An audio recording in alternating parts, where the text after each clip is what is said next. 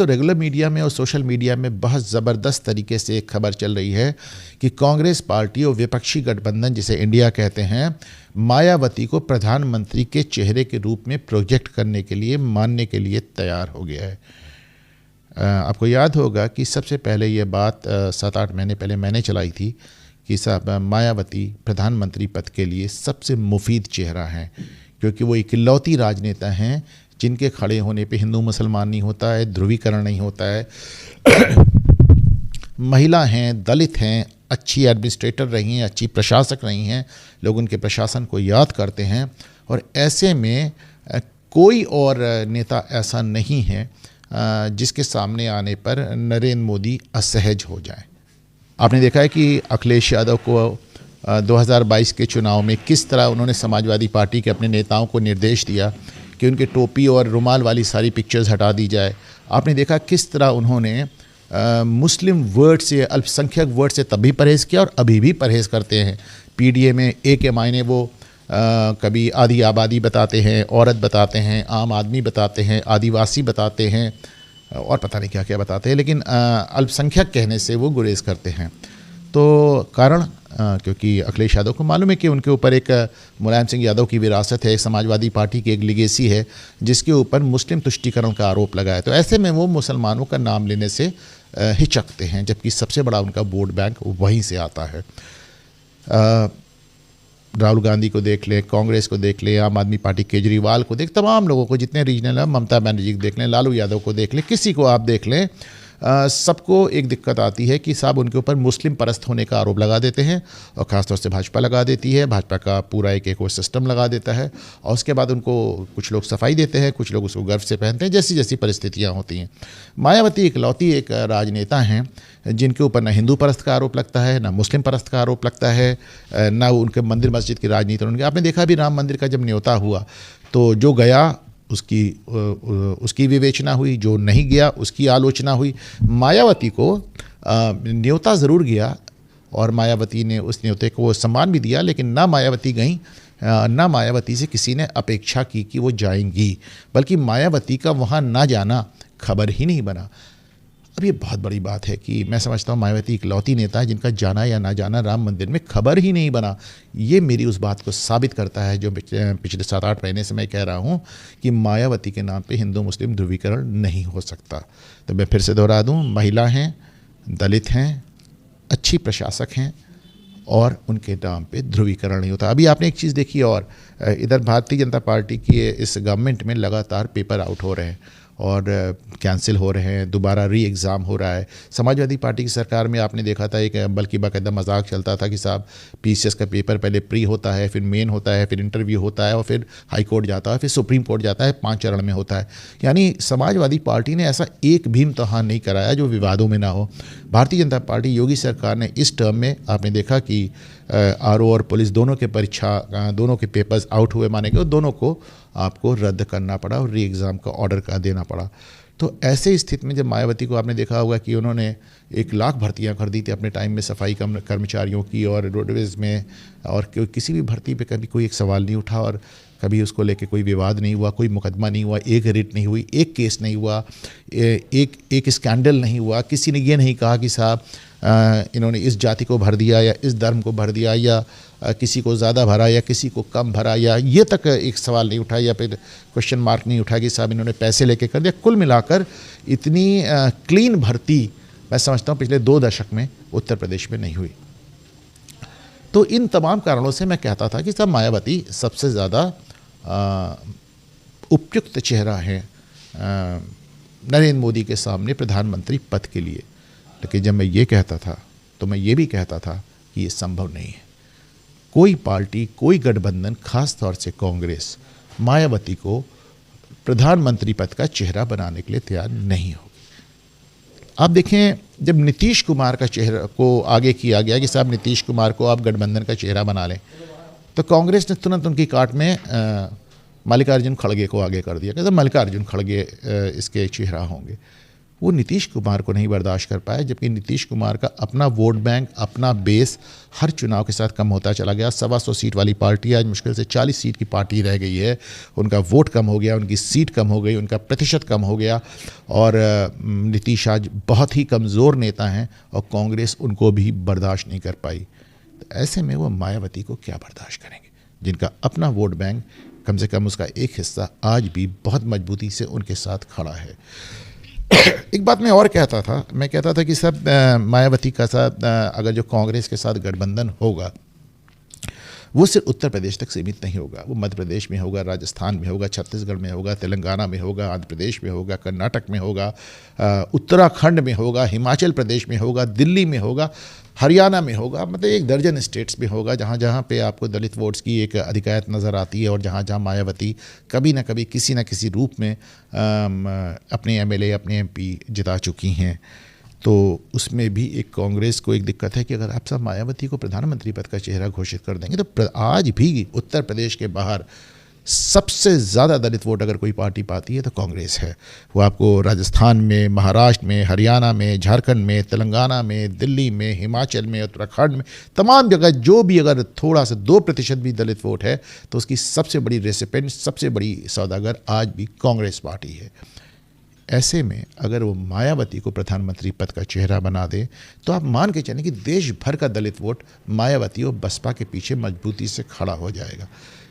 कांग्रेस अपना मुस्लिम vote bank पहले भी खो चुकी है। देखिए, कांग्रेस का तीन ही वोट थे उनके पास, ब्राह्मण, मुस्लिम और दलित। तो ब्राह्मण चला गया भाजपा में, मुस्लिम चला गया रीजनल पार्टीज़ के पास, कहीं लालू के पास, कहीं मुलायम के पास, कहीं ममता के पास, कहीं केजरीवाल के पास, ले दे के उनके पास किसी मात्रा में एक दलित वोट बचा है। अब ऐसे में अगर वो मायावती को प्रधानमंत्री पद का चेहरा बना दे तो आप भूल जाइए, उसके बाद कांग्रेस का बचा खुचा आधार भी ख़त्म हो जाएगा। मायावती को पूरे देश का दलित अपना नेता मान लेगा, और उन जैसे अभी आपने तेलंगाना में देखा, बसपा ने अच्छी मेहनत की, RS प्रवीण कुमार ने अच्छी मेहनत की, लेकिन उसके बाद भी तेलंगाना में दलितों का एक अच्छा वोट कांग्रेस को मिला, राजस्थान में मिला, मध्य प्रदेश में मिला, छत्तीसगढ़ में मिला, झारखंड में मिलता है। तो ऐसे ये सारा दलित वोट जो अभी कांग्रेस को मिल रहा है, जैसे मैंने कहा उनके पास 3 ही दलित वोट बैंक, उनके पास 3 ही वोट बैंक थे, ब्राह्मण, मुस्लिम और दलित। उसमें ब्राह्मण चला गया, मुस्लिम चला गया, अब जो बचा खुचा दलित है वो भी अगर निकल गया तो कांग्रेस का जो हालत इस समय उत्तर प्रदेश में वो ऑल इंडिया स्तर पर हो जाएगी। वैसे भी 50 सीट के सौदागर रह गए 2 चुनाव से, उसमें से अगर वो दलित वोट भी खो देंगे तो उनके पास कुछ भी नहीं बचेगा। तो ऐसे में मेरा अपना मानना है कि कांग्रेस पार्टी मायावती को प्रधानमंत्री पद का उम्मीदवार बनाने का जोखिम बिल्कुल नहीं ले सकती। बड़ी चर्चा है कि साहब सोनिया गांधी इस समय नेगोशिएशंस को खुद लीड कर रही हैं, खुद से बसपा से बात कर रही है। मैं इस बात पे मान भी सकता हूँ, क्योंकि मेरा अपना मानना है कि गांधी परिवार, जो आज गांधी परिवार के 3 मेंबर्स हैं, सोनिया गांधी, राहुल गांधी, प्रियंका गांधी, उसमें सबसे ज़्यादा शार्प अगर कोई हैं तो सोनिया गांधी। राहुल गांधी के बारे में हम क्या कह सकते हैं, जिस समय उनको कमरे में बैठ के गठबंधन तय करना चाहिए वो घूम रहे हैं, वो पदयात्रा कर रहे हैं। प्रियंका गांधी भी, मैं हमेशा कहता हूँ, बंद मुट्ठी लाख की और खुल गई तो खाक की। प्रियंका गांधी के बारे में कहा जाता था कि साहब बहुत शार्प हैं, बहुत इंटेलिजेंट है, राहुल से लाख गुना बेहतर है। लेकिन जब उत्तर प्रदेश में उन्होंने 2022 का कांग्रेस का चुनाव लीड किया, लड़की हूँ, लड़ सकती हूँ, उसका क्या हाल हुआ आपने देख लिया। मध्य प्रदेश में जो उन्होंने किया हुआ क्या हाल हुआ देख लिया आपने। तो ऐसे में प्रियंका गांधी के बारे में भी जो एक गलतफहमी थी दूर हो गई। लेकिन सोनिया गांधी वो एक पर्सन हैं जिनको मैं, कम से कम मेरी अपनी जाती राय में, she is a good politician, अच्छी राजनीतिक हैं। उनको राजनीति के मुद्दों की समझ अपने बच्चों से ज़्यादा है। और ऐसे में अगर सोनिया गांधी मायावती को मनाती हैं या मायावती से बात करती हैं, मायावती से समझौते की बात करती हैं, अभी तक देखिए जितनी चीज़ें हो रही कि समाजवादी पार्टी अपनी लिस्ट नहीं डिक्लेयर कर रही है, उत्तर प्रदेश में कांग्रेस पार्टी अपनी लिस्ट नहीं डिक्लेयर कर रही है, बसपा अपनी लिस्ट नहीं डिक्लेयर कर रही, तो इन सब को देखते हुए एक इशारा लगता है कि ये आखिर किस चीज़ का इंतज़ार कर रहे हैं। ऐसे में जो चारों तरफ एक चर्चा है कि कांग्रेस और बसपा का गठबंधन हो सकता है। अभी कांग्रेस और बसपा का गठबंधन भी 2 तरह से हो सकता है कि एक तो साहब बसपा जो है महागठबंधन का हिस्सा बन जाए, यानी कांग्रेस, सपा और बसपा तीनों एक साथ आ जाए, और दूसरा ये हो सकता है कि भाई जैसा अखिलेश यादव ने कहा था कि अगर बसपा आती है गठबंधन में तो हम गठबंधन छोड़ देंगे। मुझे नहीं लगता है कि अब अखिलेश ये करने की स्थिति में हैं। जहाँ तक इंडी गठबंधन का सवाल है, जब से नीतीश कुमार ने छोड़ दिया और ये जब से आपने देखा कि ममता बनर्जी अलग हो गई, जब से झटके लगे हैं तो गठबंधन बहुत कमज़ोर, बहुत मजबूर हो गया है। अब उन्हें मायावती का सहारा है, बसपा का सहारा है। अखिलेश यादव का जहाँ तक सवाल है, जिनके लिए मैं कहता था कि अखिलेश यादव 2024 की नहीं 2027 की लड़ाई लड़ रहे हैं, उनको भी देर सवेर अब फाइनली एक बात समझ में आने लगी है कि अगर वो 2024 बुरी तरह हार गए तो 2027 में भी वो खिलाड़ी नहीं बचेंगे। ऐसे में माना जा रहा है कि अखिलेश यादव भी अब मायावती की एंट्री के लिए किसी हद तक तैयार हो चुके हैं। गठबंधन होगा नहीं होगा, मैं और सैयद कासिम साहब आज 2 साल से ये बात कह रहे हैं कि बसपा और कांग्रेस का गठबंधन सबसे नैसर्गिक, सबसे नेचुरल गठबंधन है, और उसके बाद भी अगर ये गठबंधन नहीं हुआ तो ये एक दुर्भाग्य होगा। लेकिन गठबंधन कांग्रेस चाह रही है, बसपा की अपनी जाहिर कुछ शर्तें हैं, इसके चलते ये बात लगातार टल रही है, परंतु ना कांग्रेस और ना ही विपक्षी गठबंधन मायावती को प्रधानमंत्री का चेहरा कम से कम मेरी जाती राय में तो नहीं बनाने वाला। मुझे नहीं लगता वो इसको अफोर्ड कर सकते हैं, और अगर वो नीतीश कुमार का चेहरा अफोर्ड नहीं कर पाए तो मायावती का क्या अफोर्ड करेंगे, जिनके पास अपना एक वोट बैंक है, जिनकी अपनी एक, जैसे नीतीश कुमार को तो बिहार के बारे में उनके पूरे बिहार में उनकी पकड़ नहीं है। आपने कितनी बार देखा कि पूर्वी उत्तर प्रदेश में नीतीश कुमार की पार्टी ने चुनाव लड़ने की कोशिश की, हर बार उनकी ज़मानत जब्त हो गई।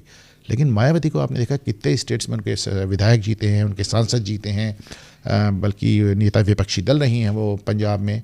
तो ऐसे में आम आदमी पार्टी को भी बताते हैं कि बहुत दिक्कतें होंगी, क्योंकि आम आदमी पार्टी हरियाणा में, पंजाब में और दिल्ली में ख़ास तौर से दलित वोटों की सबसे बड़ी हिस्सेदार रही है। तो आपने देखा होगा कि जब मल्लिकार्जुन खड़गे को खड़ा किया गया था गठबंधन के नेता के रूप में, तो सबसे पहले केजरीवाल ने उसका समर्थन किया था। केजरीवाल किसी भी हालत में मायावती को गठबंधन में नहीं देखना चाहते, क्योंकि उनको लगता है कि अगर मायावती आ गई तो धीरे से दिल्ली वगैरह का, दिल्ली में तो पहले भी बसपा का अच्छा वोट बैंक रहा है, हरियाणा में रहा है, पंजाब में रहा है, और ये वो एरियाज़ हैं जो केजरीवाल के लिए ख़ास हैं। तो केजरीवाल इसको नहीं चाहते, कांग्रेस पार्टी इसको अफोर्ड नहीं कर सकती कि उनको वो प्रधानमंत्री पद का चेहरा ही बना दे, और बाकी भी मुझे लगता है ना लालू इसको पसंद करेंगे ना ममता, कोई नहीं पसंद करेगा। तो प्रधानमंत्री पद का चेहरा गठबंधन की तरफ से उनकी घोषणा हो पाना मैं तो नहीं समझता हूँ संभव है। हालांकि मैं फिर से इस बात को दोहराता हूँ कि प्रधानमंत्री नरेंद्र मोदी के सामने देश में जितने चेहरे हैं, जितने नेता हैं, उन सब के खड़े होते, देखिए मैंने इसको पहले भी समझाया था कि नरेंद्र मोदी की ताकत क्या है। नंबर 1 ध्रुवीकरण हो जाता है, नंबर 2 एक अच्छे प्रशासन की वो बात करते हैं, और नंबर 3 उनके अंदर एक नेशनलिज्म का वो उनका स्टैंड रहा है। तो मायावती खड़े होने पे कोई ध्रुवीकरण नहीं होता। वो एक ऐसी लेडी हैं जो कभी कोई मंदिर मस्जिद से उनका कोई राजनीति नहीं रही। प्रशासन के बारे में आप जहाँ मैं बात कर ही चुका हूँ कि आज भी लोग उनके एडमिनिस्ट्रेशन को याद करते हैं। और फाइनली जब राष्ट्रवाद की बात आती है तो मायावती ने आज तक ऐसी कोई बात, ऐसा कोई बयान नहीं दिया है जो राष्ट्रवाद के मुद्दे पर आप उनको पकड़ सकें या आप ये भी कह सकें कि साहब इस बयान में कोई गलती है। अगर कोई आतंकी घटना हुई है तो मायावती ने उसको वैसे ही हैंडल किया है। आपने देखा था कि अखिलेश यादव ने किस तरह आतंकवादियों के खिलाफ मुकदमे वापस लेने के लिए प्रयास किया था, बाद में हाईकोर्ट ने रोक दिया था। मायावती ने ऐसा कभी कुछ नहीं किया, बल्कि राष्ट्रवाद पे वो हमेशा देश के साथ खड़ी रही हैं। तो इसके चलते मायावती परफेक्ट चेहरा है। लेकिन मैं फिर से दोहराऊंगा कि मुझे ऐसा होता हुआ संभव नहीं लग रहा है।